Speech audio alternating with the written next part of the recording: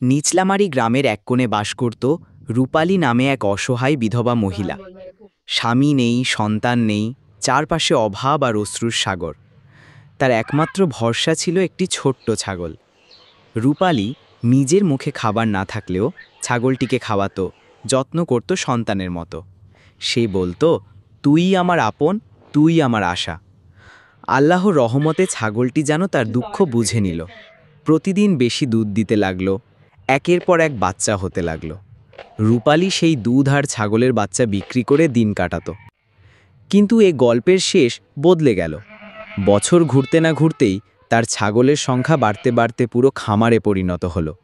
রূপালী শুধু টিকে রইল না, বরং ধীরে ধীরে সে হয়ে উঠল গ্রামের অন্যতম ধনসম্পদের মালিক। গল্পের শিক্ষা: দয়া ও ভালোবাসা কখনো বৃথা যায় না। আল্লাহ চাইলে একটি ছোট্ট ছাগল দিয়েও জীবন বদলে দিতে পারেন। ভিডিওগুলো ভালো লাগলে লাইক, শেয়ার, ফলো করে পাশে থাকুন।